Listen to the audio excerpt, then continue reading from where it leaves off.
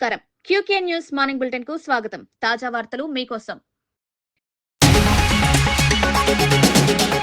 ధర్మేంద్ర ప్రధాన్ రాజీనామాపై స్పందించిన సీఎం రేవంత్. పరీక్షల నిర్వహణలో పారదర్శకత, విద్యార్థుల భవిష్యత్తుపై రాజకీయాలకు తావుండొద్దన్న రేవంత్. పరీక్షల వ్యవస్థలో సమగ్ర సంస్కరణలు.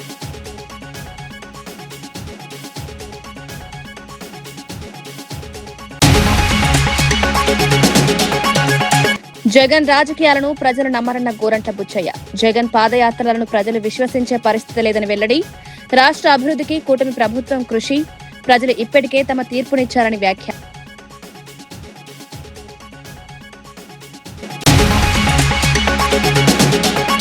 ఫీజు రియంబర్స్మెంట్ పై సీఎం రాజీనామా చేయాలని రామచంద్రరావు. విద్యార్థుల బకాయిల చెల్లింపులో ప్రభుత్వ విఫలం.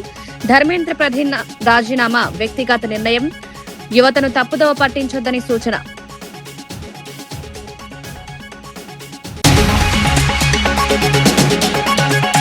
డీఎస్సీ అవకతవకలపై లోకేష్ రాజీనామా చేయాలని అమర్నాథ్. డీఎస్సీపై స్వతంత్ర దర్యాప్తు జరపాలని డిమాండ్. పరీక్షల నిర్వహణలో పూర్తి పారదర్శకత ఉండాలని అమర్నాథ్. మెరిట్ కు ప్రాధాన్యమిచ్చే నియామకాలు చేపట్టాలని సూచన.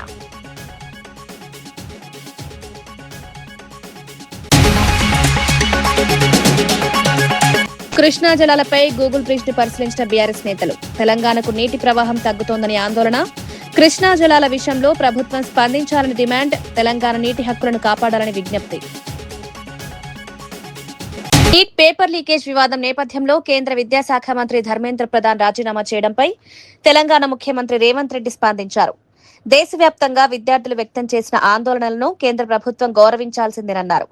పరీక్షల నిర్వహణలో పారదర్శకత, విశ్వసనీయత అత్యంత ముఖ్యమని పేర్కొన్నారు.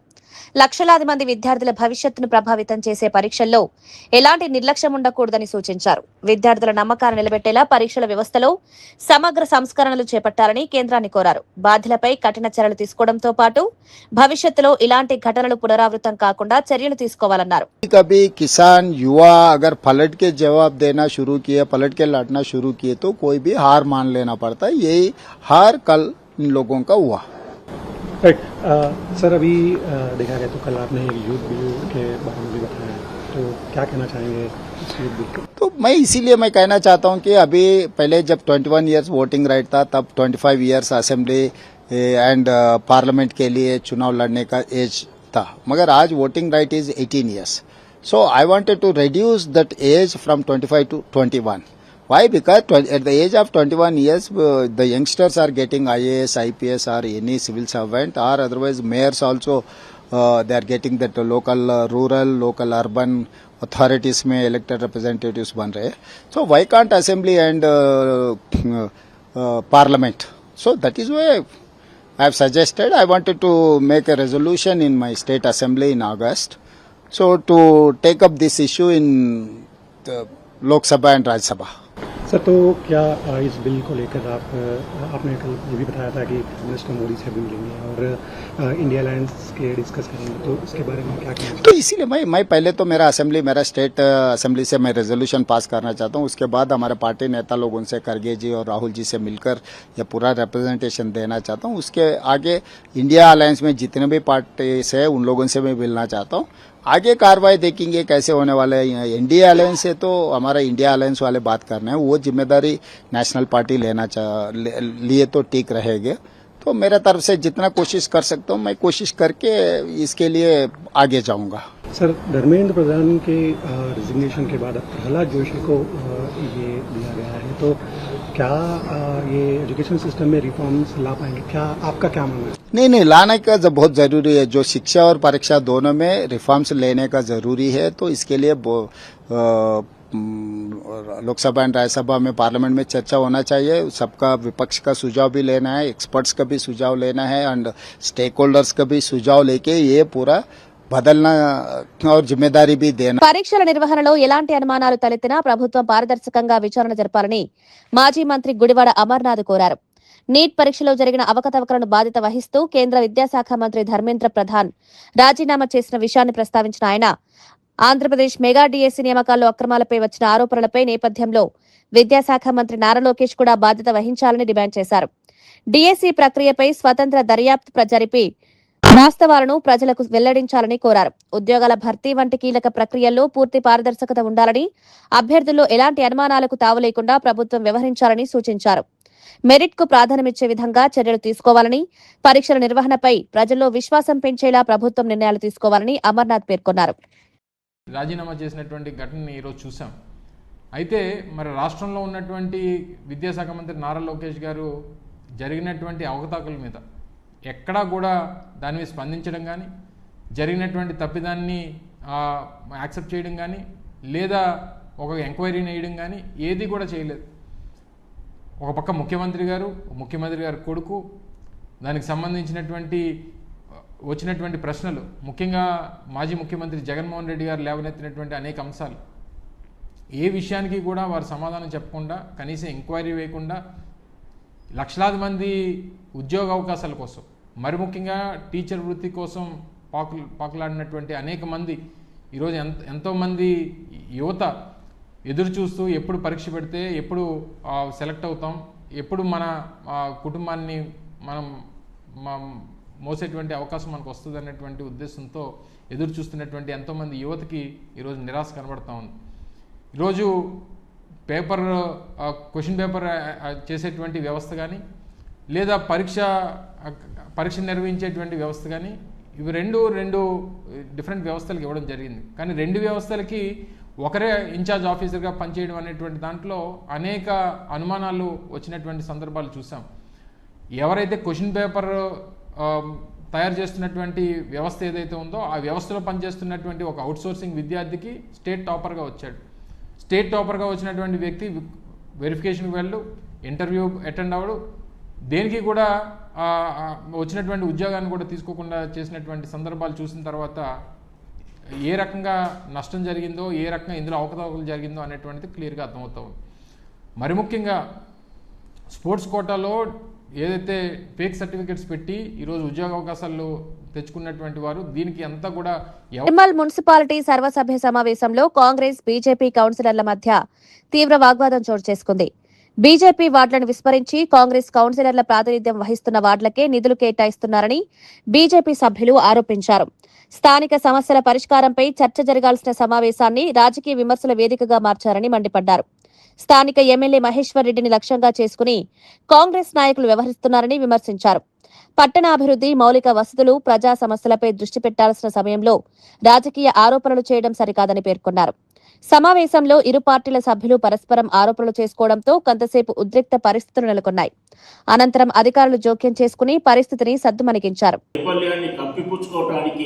ఈరోజు ఎమ్మెల్యేను అప్రతిష్టపాలు చేసే విధంగా వారిని వ్యక్తిగతంగా తిట్టడం ఏదైతుందో దీన్ని భారతీయ జనతా పార్టీ తీవ్రంగా ఖండిస్తా ఉన్నది.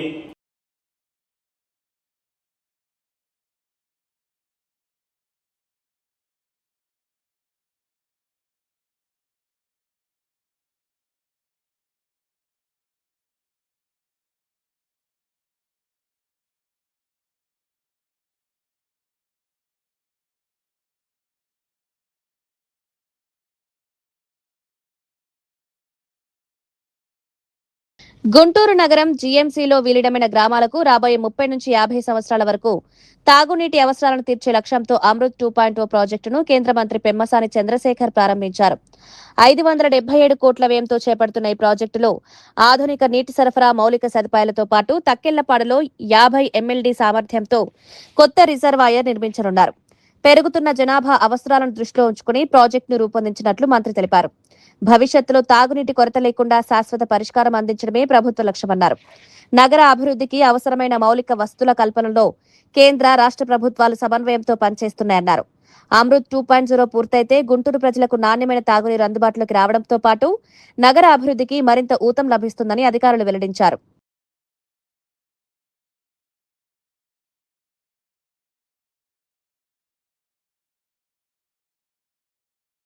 పాడులో కూడా ఇప్పుడున్న దానితో సమానంగా ఇంకొక 50 MLD వచ్చే విధంగా ఇంకో రిజర్వాయర్ కూడా అక్కడ కడుతున్నాం.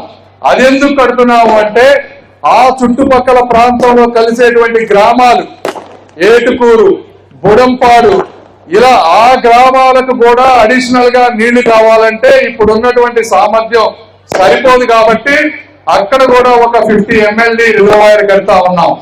ఈ విధంగా ఈ డిస్ట్రిబ్యూషన్ ఛానల్, ఆ డిస్ట్రిబ్యూషన్ ఛానల్, ఆ రిజర్వాయర్, ఈ రిజర్వాయర్ కట్టిన తర్వాత గుంటూరుకి రింగ్ రోడ్డు ఎలానో వాటర్ రింగ్ రోడ్డు రూపంలో మొత్తం కూడా పైప్ లైన్ రాబోతా ఉంది.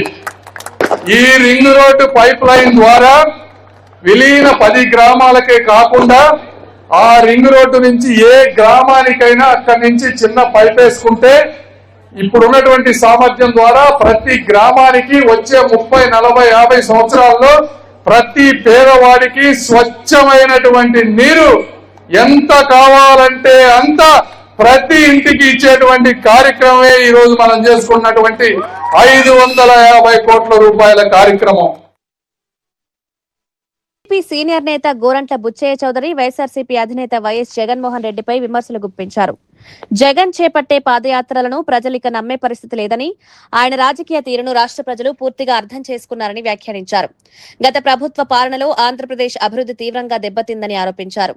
రాష్ట్ర ప్రయోజనాల కంటే రాజకీయ ప్రయోజనాలకే ప్రాధాన్యమిచ్చారని విమర్శించారు. కూటమి ప్రభుత్వ అభివృద్ధి సంక్షేమాన్ని సమన్వయంతో ముందుకు తీసుకెళ్తోందని పేర్కొన్నారు.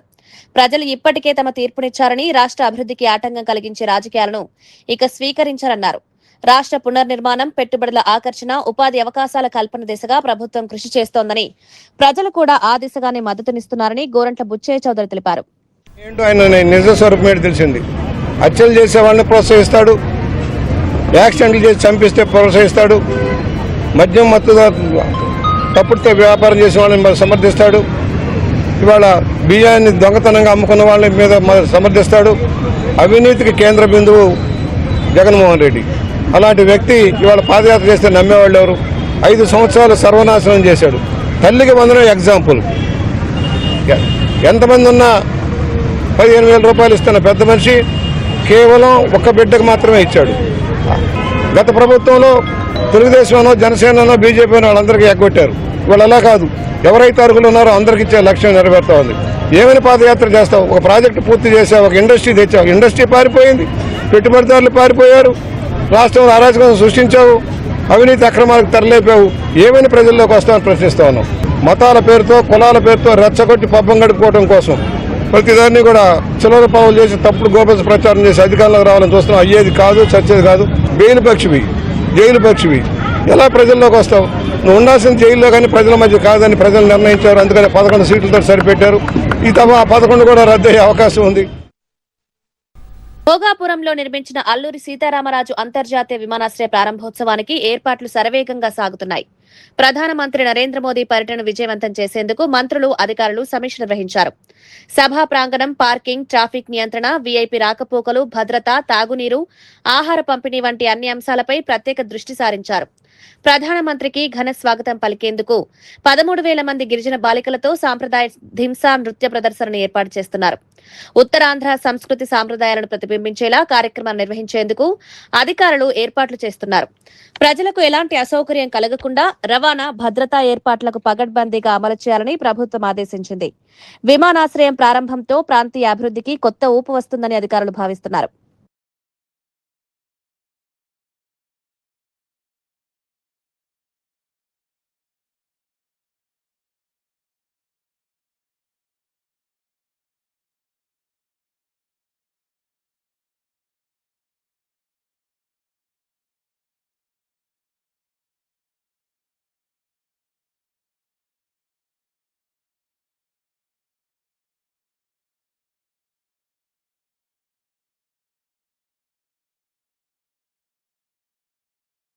కేంద్ర విద్యాశాఖ మంత్రి ధర్మేంద్ర ప్రధాన్ రాజీనామాను రాష్ట్రపతి ఆమోదించిన అనంతరం ప్రధాని నరేంద్ర మోదీ విద్యాశాఖ అదనపు బాధ్యతలను కేంద్ర మంత్రి ప్రహ్లాద్ జోషికి అప్పగించారు.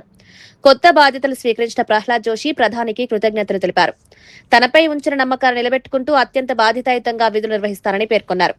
గత 4 నుంచి 5 సంవత్సరాల్లో జాతీయ విద్యా విధానం అమల్లో ధర్మేంద్ర ప్రధాన్ కీలక పాత్ర పోషించారని కొనియాడారు.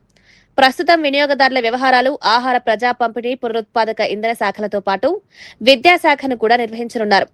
విద్యార్థుల ప్రయోజనాలు, విద్యా సంస్కరణలు, పరీక్షల నిర్వహణలో పారదర్శకతకు ప్రాధాన్యమిస్తామని తెలిపారు. जिम्मेदारी निभाऊंगा. I accept this responsibility with sense of duty and humility, and I am thankful to the Prime Minister in last 12 years of Prime Minister Shri Modi government, many historical achievements have been done, and even in last 4-5 years, Shri Dharmendra Pradhan also executed national new education policy. All such things have been done, and country is really, it has advanced very well in the new education system, and under the guidance of the Prime Minister, I will try to perform to the best of my capacity under Prime Minister's guidance.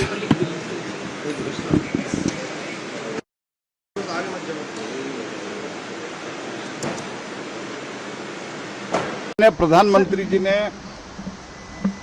एक नई जिम्मेदारी मेरे ऊपर विश्वास रख के दिया है, और जो प्रधानमंत्री जी ने विश्वास रख के इतना बड़ा जिम्मेदारी मेरे ऊपर दिया है, उसको मैं पूरा विनम्रता के साथ और पूरा जिम्मेदारी के साथ मैं निभाऊंगा। और बाकी जो चीज़ें हैं मैं एक बार चार्ज लेने के बाद मैं आपसे डिटेल में बात करूंगा। मैं प्रधानमंत्री जी को धन्यवाद अर्पित करता हूं। I thank Honorable Prime Minister for giving such a huge responsibility, and with a great trust he has assigned this responsibility to me. I can only say at this moment, under his guidance, under his leadership, I will perform, and I will try to come to his expectation in this particular department, and I will with full strength I will try to work with all humility and honesty, and I thank Honorable Prime Minister giving such responsibility. In detail I will talk to you after taking the charge. तो सोमवार को anti paper leak bill आने वाला है संसद में। न वो सब मैं कल ఆంధ్రప్రదేశ్లో డీఎస్సీ ఉపాధ్యాయ నియామక ప్రక్రియలో భారీ అక్రమాలు జరిగాయని వైఎస్ఆర్సీపీ ఎమ్మెల్సీ పర్వతిరెడ్డి చంద్రశేఖర్ రెడ్డి ఆరోపించారు. మొత్తం వ్యవహారంపై కేంద్ర దర్యాప్తు సంస్థ సీబీఐతో విచారణ జరిపించాలని డిమాండ్ చేశారు. నీట్ పేపర్ లీకేజ్ ఘటనకు నైతిక బాధ్యత వహిస్తూ కేంద్ర విద్యాశాఖ మంత్రి ధర్మేంద్ర ప్రధాన్ రాజీనామా చేసిన విషయాన్ని ప్రస్తావిస్తూ డీఎస్సీ అవకతవకలను బాధ్యత వహిస్తూ రాష్ట్ర విద్యాశాఖ మంత్రి నారా లోకేష్ కూడా రాజీనామా చేయాలని కోరారు. నియామకాలపై వచ్చిన అనుమానాలను నివృత్తి చేసేందుకు స్వతంత్ర దర్యాప్తు అవసరమన్నారు. నిరుద్యోగ యువత భవిష్యత్తుతో ముడిపడిన అంశంలో ప్రభుత్వం పూర్తి పారదర్శకత పాటించాలని, నిజానిజాలు వెలుగులోకి తీసుకొచ్చి బాధ్యులపై చట్టపరమైన చర్యలు తీసుకోవాలని డిమాండ్ చేశారు. వాటిలో కనీసం ₹1 పెట్టైనా ఈ రోజుకి మీరు దాన్ని రిపేర్ చేసినటువంటి పరిస్థితి ఉందా? ఏ విధంగా మీరు ఈ రోజు ఎడ్యుకేషన్ డిపార్ట్మెంట్ లో కంటిన్యూ అయ్యేదానికి మీకు అవకాశం ఉందన్నది మీరు ఒకసారి ఆలోచించుకోవాల్సినటువంటి అవసరం ఉంది. సిబిఎస్ఈని రద్దు చేస్తున్నారు, టోఫెల్ని రద్దు చేస్తారు, ఐబీ సిలబస్ రద్దు చేస్తారు. ప్రతి ఒక్కటి కూడా మీరు రద్దులు తప్ప ఈరోజు కొత్తగా ఏం చేస్తున్నారన్నది మిమ్మల్ని అడుగుతా ఉన్నాను. తల్లికి వందనం ఇస్తే ఈరోజు అనేక మంది ఎలిజిబుల్ క్యాండిడేట్స్ కి, సుమారుగా 20 లక్షల మంది ఎలిజిబుల్ క్యాండిడేట్స్ కి ఈరోజు మీరు మొండి చేసి చూపించినటువంటి పరిస్థితి. ఆ లెక్కలు కూడా త్వరలోనే బయట పెడతామని కూడా తెలియజేస్తా ఉన్నాను. కాబట్టి మా డిమాండ్ ఒకటే, దీని మీద సిబిఐ ఎంక్వైరీ జరగాలి, దాంతో పాటుగా లోకేష్ గారు రాజీనామా చేయాలన్నది ఈ రోజు వైఎస్ఆర్సీపీ తరఫున చేసినటువంటి డిమాండ్. కేంద్రంలో ప్రధానమంత్రి ప్రతిపక్ష నేత డైరెక్ట్ గా రోడ్డు మీద కూర్చొని ధర్నా చేస్తే అక్కడ రాజీనామా చేశారు. రాష్ట్రంలో కూడా జగన్మోహన్ రెడ్డి కూడా కూర్చొని ధర్నా చేస్తే కదా తప్పకుండా ఇది ఈరోజు ఢిల్లీలో జరిగినటువంటి దాని మీద ఈరోజు ఆంధ్ర రాష్ట్రంలో కూడా అందరూ కూడా దాని గురించి ఆలోచిస్తూ ఉన్నారు. రేపటి రోజునే ఆందోళన కార్యక్రమానికి శ్రీకారం చుట్టడం కూడా జరిగింది. రేపటి రోజున ఆంధ్ర రాష్ట్ర వ్యాప్తంగా అన్ని జిల్లాలలో కూడా ఈ దగా డిఎస్సీ మీద సమగ్రమైనటువంటి దర్యాప్తు జరపాలి, లోకేష్ రాజీనామా చేయాలన్న కార్యక్రమాన్ని రేపే రోడ్డు మీదకి వచ్చి రోడ్డు మీద కూర్చొని నిరసన కార్యక్రమాన్ని ప్రారంభించడం కూడా జరుగుతుంది. వైసీపీ ఏ కార్యక్రమం తీసుకున్నా 2-3 ప్రెస్ మీట్లు పెట్టి వదిలేస్తుంది, గట్టిగా పట్టుకోవాలని కూడా ఇక్కడ ప్రజల దృష్టికి తీసుకెళ్ళడానికి మా ప్రయత్నం జరుగుతుంది.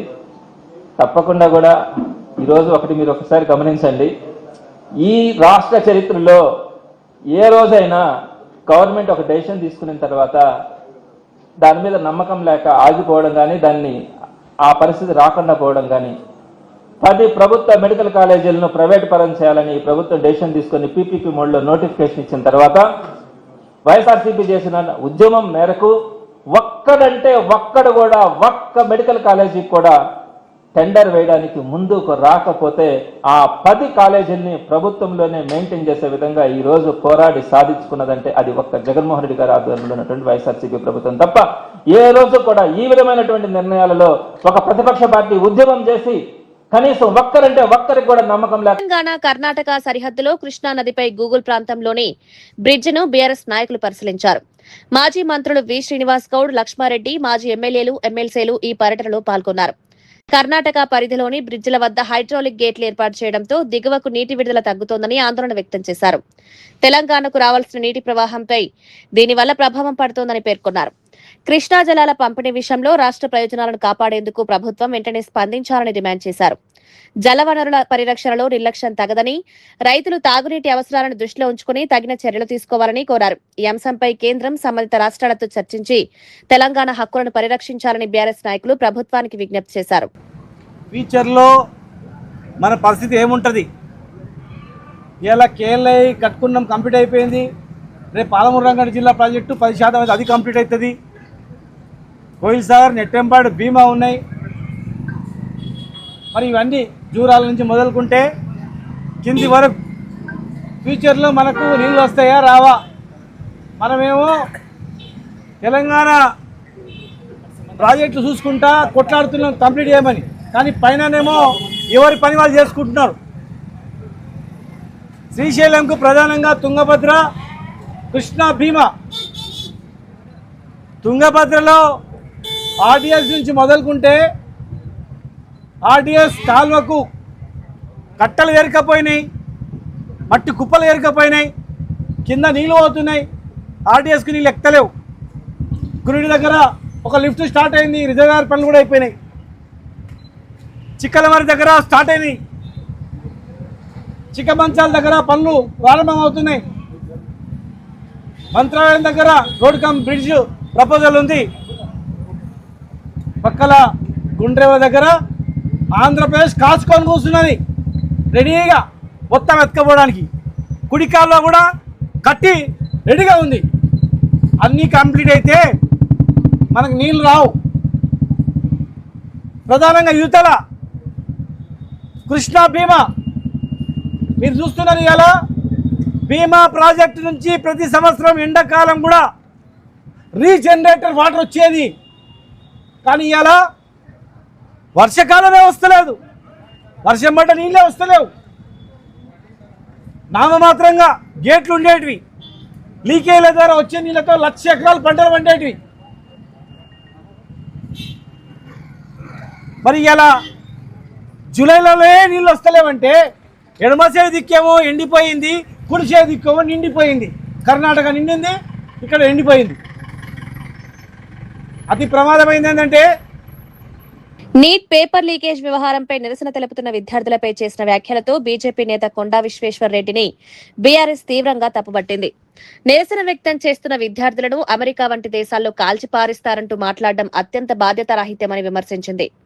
ఇప్పటికే నీట్ వివాదం కారణంగా పలువురు విద్యార్థులు ప్రాణాలు కోల్పోయినా బీజేపీ నేతలు కనీస మానవత్వం చూపడం లేదని ఆరోపించింది. విద్యార్థుల బాధలను అర్థం చేసుకోకుండా అధికారం, అహంకారంతో మాట్లాడుతున్నారని మండిపడింది.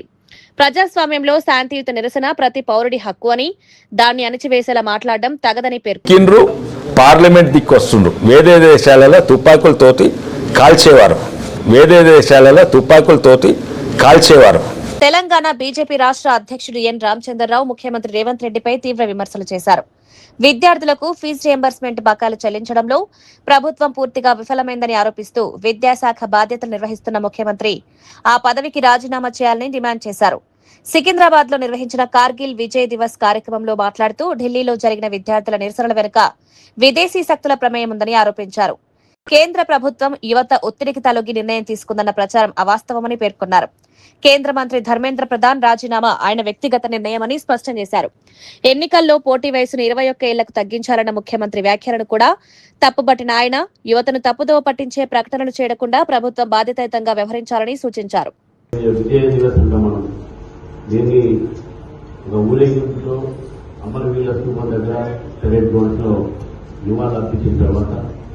జస్టిస్ ఎల్ నరసింహారెడ్డి గారు వారు కూడా రావడము, మనల్ని ఉద్దేశించి మాట్లాడడం, మనకి వాటి ముందు ఇది మామూలు ఫిగర్. ఎందుకంటే ఎల్ఎస్ఎంఐ గారు వారే చెప్పారు 1 ర్యాంక్ 1 పెన్షన్ కు కమిషన్ వారు చైర్మన్ గా ఉన్నారు.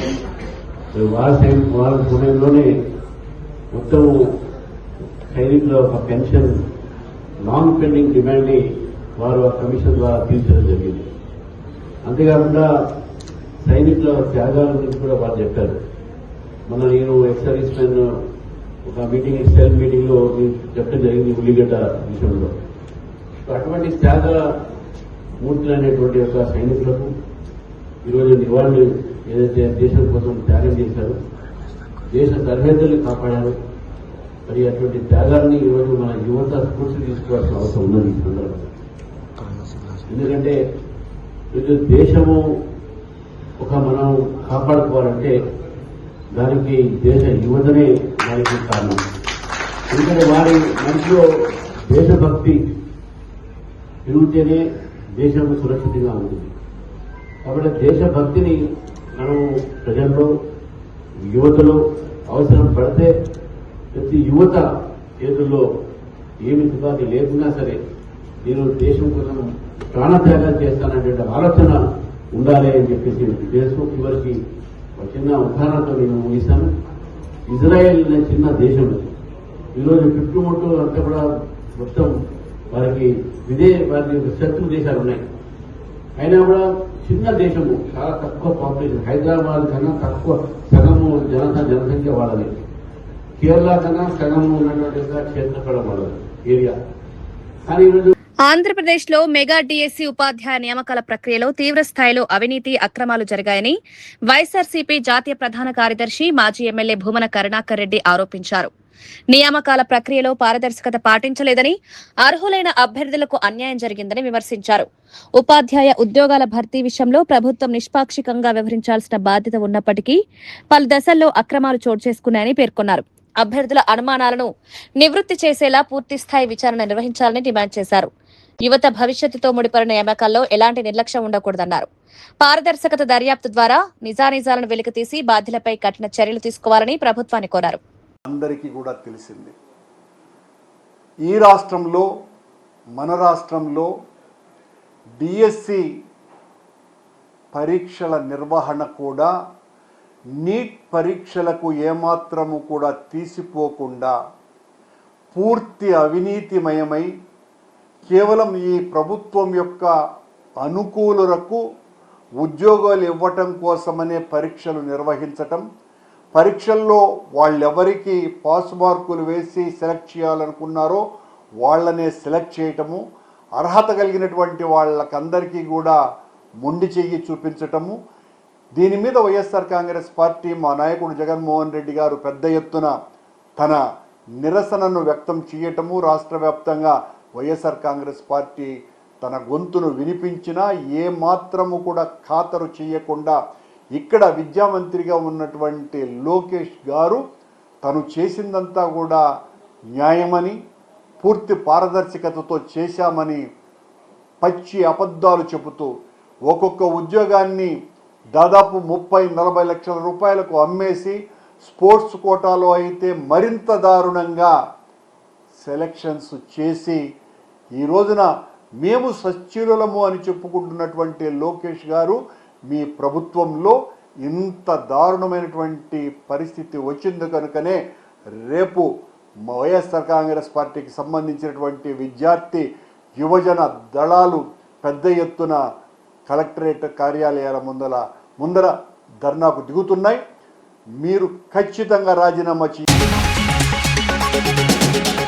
ధర్మేంద్ర ప్రధాన్ రాజీనామాపై స్పందించిన సీఎం రేవంత్, పరీక్షల నిర్వహణలో పారదర్శకత, విద్యార్థుల భవిష్యత్తుపై రాజకీయాలకు తావుండొద్దన్న రేవంత్, పరీక్షల వ్యవస్థలో సమగ్ర సంస్కరణలు.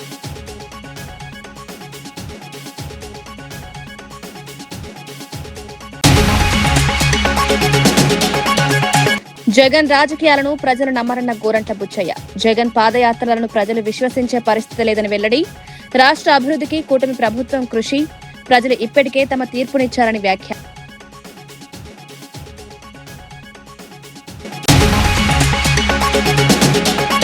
ఫీజు రియంబర్స్మెంట్ పై సీఎం రాజీనామా చేయాలని రామచంద్రరావు, విద్యార్థుల బకాయిల చెల్లింపులో ప్రభుత్వ విఫలం, ధర్మేంద్ర ప్రధాన్ రాజీనామా వ్యక్తిగత నిర్ణయం, యువతను తప్పుదోవ పట్టించొద్దని సూచన.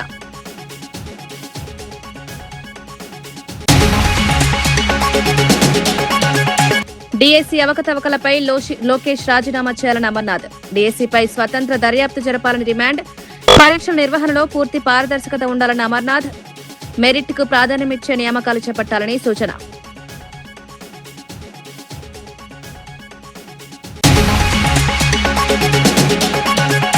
కృష్ణా జలాలపై గూగుల్ బ్రిడ్జ్ ను పరిశీలించిన బీఆర్ఎస్ నేతలు. తెలంగాణకు నీటి ప్రవాహం తగ్గుతోందని ఆందోళన. కృష్ణా జలాల విషయంలో ప్రభుత్వం స్పందించాలని డిమాండ్. తెలంగాణ నీటి హక్కులను కాపాడాలని విజ్ఞప్తి.